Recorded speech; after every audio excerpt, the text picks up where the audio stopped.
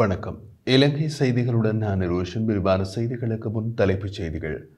எரிபொருள் விநியோகம் தொடர்பாக ஏற்பட்டுள்ள நெருக்கடி குறித்து எரிபொருள் நிரப்பு நிலை உரிமையாளர்கள் இன்று ஜனாதிபதியுடன் கலந்துரையாடல். காற்றாலை மின் திட்டம் தொடர்பாக புதிய அரசாங்கம் எவ்வாறு செயல்பட போகிறது என்பதை கவனிக்க வேண்டிய நிலைமை ஏற்பட்டுள்ளது என ரணில் சுட்டிக்காட்டு. முன்னாள் போலீஸ் மா அதிபர் தேசபந்து தென்னகோன் போலீசாரிடம் சரணடைய வேண்டும் என அமைச்சர் நலிந்த ஜாதிச தெரிவிப்பு. உள்ளூராட்சி மன்ற தேர்தல்களில் தமிழ் தேசிய கட்சிகள் எவ்வாறு ஒருங்கிணைந்து சந்திக்கலாம் என்பதற்கான முன்னெடுக்கப்பட்டு வரும் கலந்துரையாடல்கள். தொடர்வது விரிவான செய்திகள்.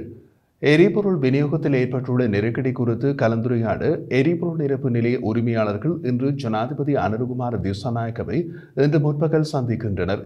இலங்கை கனியவள கூட்டுத்தாபனம் எரிபொருள் விநியோக ஒப்பந்தத்தின்படி வழங்கப்பட்ட 3% களவை ரத்து செய்யும் முடிவினை அண்மையில் எடுத்ததன் விளைவாக எரிபொருள் விநியோகஸ்தர்கள் புதிய முன்பதிவுகளை நிறுத்த முடிவு செய்தனர். இதனால் கடந்த வார இறுதியில் நிரப்பு நிலையங்களில் நீண்ட வரிசைகள் ஏற்பட்டது. இருப்பினும் தற்போது நிலைமைகள் வழமைக்கு திரும்பியதாக கூறப்படுகின்றது. 3% கழிவை ரத்து செய்யும் முடிவுக்கு எதிராக எடுக்கப்பட்ட நடவடிக்கைகள் தொடரும் என எரிபொருள் விநியோகஸ்தர்களின் சங்கம் தெரிவித்துள்ளதன் காரணமாக வங்கி மற்றும் கடன் அட்டைகள் மூலம் பணம் செலுத்தும் நுகர்வோருக்கு எரிபொருள் வழங்கும் வசதி நீக்கப்படலாம் என்றும் குறிப்பிடப்பட்டது. இந்த நிலையில் வர்த்தக வாணிப அமைச்சர் வசந்த சமரசிங்க எரிபொருள் விநியோகஸ்தர்கள் பொதுமக்களுக்கு சிரமம் ஏற்படுத்தும் நிலைக்கு சென்றால் அதற்கேற்ப அரசாங்கம் தீர்மானம் எடுக்கும் என்று எச்சரித்தார். அதேவேளை 3% கழிவினை ரத்து செய்யும் முடிவில் இந்த மாற்றம் இல்லை என்றும் அமைச்சரவை பேச்சாளர் அமைச்சர் நலிந்த ஜாதிச உறுதி செய்துள்ளமை குறிப்பிடத்தக்கது. முன்னாள் ஜனாதிபதி ரணில் விக்ரமசிங்கே இந்தியாவுடனான காற்றாலை மின்திட்டம் தொடர்பாக புதிய அரசாங்கம் எவ்வாறு செயல்பட போகிறது என்பதை கவனிக்க வேண்டிய நிலைமை ஏற்பட்டுள்ளது என்று தெரிவித்துள்ளார். புதுடில்லியில் நடைபெற்று வரும் NXT சர்வதேச மாநாட்டில் பங்கேற்றிருந்த ரணில் விக்ரமசிங்கே அங்கு வழங்கிய பேட்டியில் இதனை குறிப்பிட்டார். இந்த பயணத்தின் போது இந்திய பிரதமர் நரேந்திர மோடியை சந்தித்து பேச்சுவார்த்தை நடத்தியதாகவும் இலங்கை இந்தியா இடையேயான முக்கிய ஒப்பந்தங்கள் மற்றும் திட்டங்கள் பற்றிய விவாதம் மேற்கொள்ளப்பட்டதாகவும் அவர் தெரிவித்தார். புதுப்பிக்கத்தக்க ஆற்றலை இந்தியா ஏற்றுமதி செய்வது எங்களின் முக்கிய திட்டமாக இருந்தது. புதுப்பிக்கத்தக்க ஆற்றலை இந்தியாவிற்கு ஏற்றுமதி செய்வதே எங்கள் முக்கிய திட்டமாக இருந்தது. இலங்கையில் இருந்து 25 அல்லது 50 ஜிகாவாட் மின்சாரத்தை இந்தியாவிற்கு வழங்க நாம் முயன்றோம். அவர் தொடர்ந்தும் கூறுகையில் திருகோணமலை ஒரு பிராந்திய திட்டமிடல் மையமாக மாற்றும் திட்டம் இருந்ததோடு அங்கு ஒரு எண்ணெய் சுத்திகரிப்பு நிலையம் கட்டுவது மற்றும் நாகப்பட்டினத்திலிருந்து எண்ணெய் குழாய் மூலம் அதனை மேம்படுத்துவதும் திட்டமிடப்பட்டிருந்தது. இந்த திட்டத்தை கூடுதல் மேம்பாட்டிற்கு கொண்டு செல்ல தமிழ்நாட்டின் மதுரை வரை இணைக்கும் வழிமுறைகளும் பரிசீலிக்கப்பட்டன என்றார். துரதிருஷ்டவசமாக எங்கள் முதன்மையான திட்டமான காற்றாலை மின் திட்டத்தில் சில தடைகள் ஏற்பட்டது. ஆனால் அந்த திட்டம் செயல்படுத்தப்பட வேண்டும் என்று நாம் உறுதியாக நம்புகின்றோம். புதிய அரசாங்கம் இதனை எப்படி முன்னெடுக்கப் போகிறது என்பதை நாம் கவனிக்க வேண்டும். எனவே இந்தியாவுடனான இந்த முக்கிய ஒப்பந்தங்கள் மற்றும் ஆற்றல் திட்டங்கள் எதிர்காலத்தில் எந்த வடிவத்தில் முன்னேறும் என்பதை பார்ப்பதற்கு காத்திருக்க வேண்டும் என்று ரணில் விக்ரமசிங்கே தெரிவித்துள்ளார். எதிர்க்கட்சிகளின் கோரிக்கைகளுக்கு அமைய சில நாடாளுமன்ற குழுக்களில் எதிர்க்கட்சி உறுப்பினர்களின் பிரதிநிதித்துவத்தை அதிகரிக்க அரசாங்கம் ஒப்புக்கொண்டாலும் நாடாளுமன்ற விவகாரங்கள் குழுவில் மாற்றம் செய்ய முடியாது என்று அறிவித்துள்ளது. சமீபத்தில் எதிர்க்கட்சிக்கு போதிய பிரதிநிதித்துவம் வழங்கப்படாததன் காரணமாக எதிர்க்கட்சி பல முக்கிய நாடாளுமன்ற குழுக்களின் உறுப்பினர்களை நியமிக்காமல் இருக்கவும் அதிகாரப்பூர்வமாக கலந்து கொள்ளாமல் இருக்கவும் முடிவு செய்திருந்தது.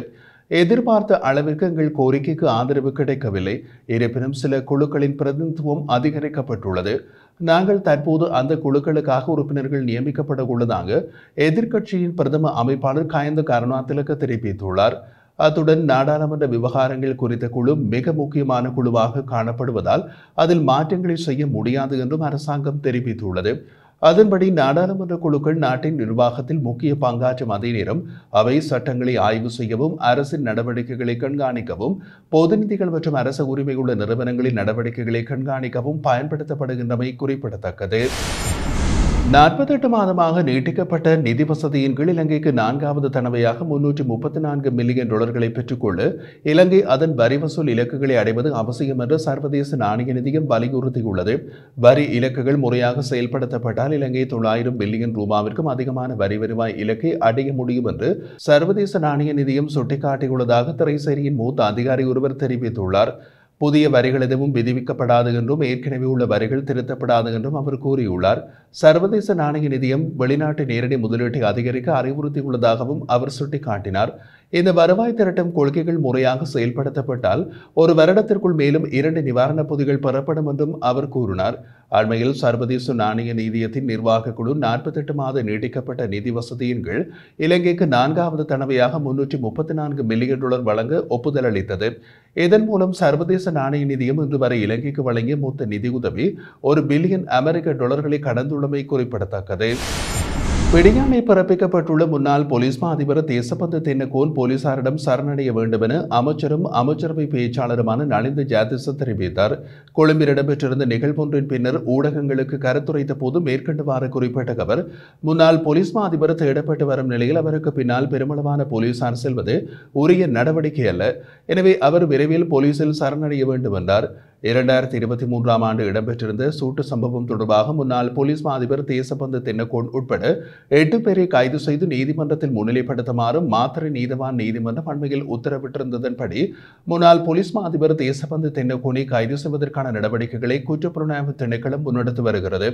இந்த நிலையில் அவர் தங்கியிருந்ததாக கூறப்படும் கொழும்பில் உள்ள வீடு உட்பட 4 வீடுகள் அண்மையில் சோதனைக்கு உட்படுத்தப்பட்ட போதிலும் அவரில் குறித்த வீடுகள் எவற்றிலும் இருக்கவில்லை என்பதால் மாத்தறை நீதவான் நீதிமன்றம் அவருக்கு வெளிநாட்டு செல்வதற்கான தடையினை விதித்துள்ளமையும் குறிப்பிடத்தக்கது.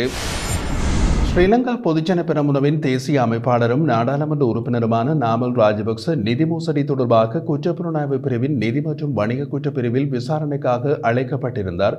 கடந்த 2013ஆம் ஆண்டு ஸ்ரீலங்கன் ஏர்லைன்ஸுக்கான விமான கொள்வனவு பரிவர்த்தனையில் இடம்பெற்ற நிதி மோசடி தொடர்பாகவே நாமல் ராஜபக்ச அண்மையில் விசாரணைக்கு அழைக்கப்பட்டார்.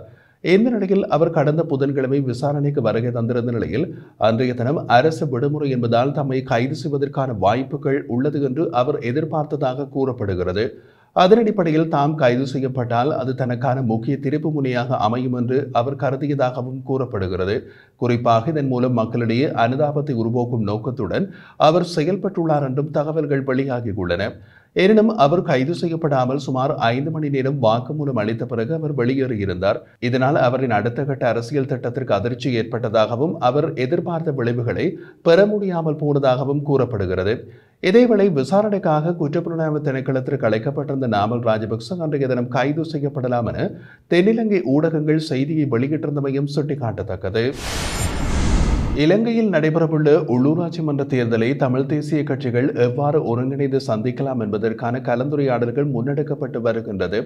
அதன்படி தேர்தலின் பின்னர் வெவ்வேறு அணிகளாக போட்டியிட்டாலும் ஆட்சி நிர்வாகங்களை ஒருங்கிணைத்து அமைக்க தேர்தலுக்கு முன்பே ஒரு நிலைப்பாடு உருவாக்குவதற்காக இந்த பேச்சுவார்த்தைகள் இடம்பெற்று வருகின்றன என்று தமிழரசு கட்சியின் பதில் பொதுச் செயலாளர் எம்.ஏ. சுமந்திரன் தெரிவித்துள்ளார்.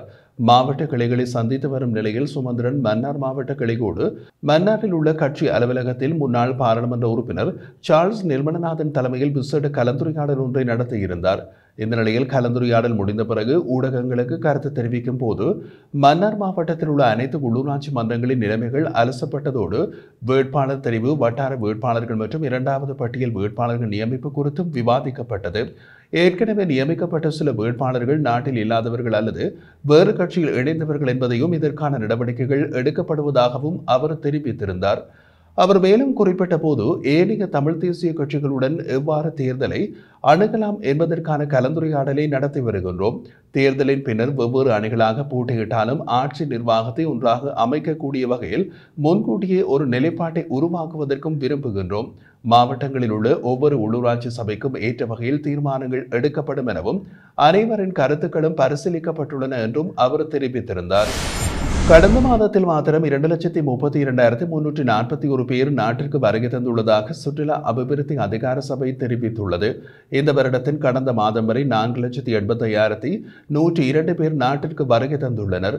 அவர்களில் இந்தியாவிலிருந்து 34,006 பேரும், ரஷ்யாவிலிருந்து 29,241 பேரும், பிரித்தானியாவிலிருந்து 24,830 பேரும் நாட்டிற்கு வருகை தந்துள்ளதாக சுற்றுலா அபிவிருத்தி அதிகார சபை தெரிவித்துள்ளது. பிப்ரவரி மாதத்தில் இந்தியாவிலிருந்தே அதிகளவான சுற்றுலா பயணிகள் வருகை தந்துள்ளமை குறிப்பிடத்தக்கது.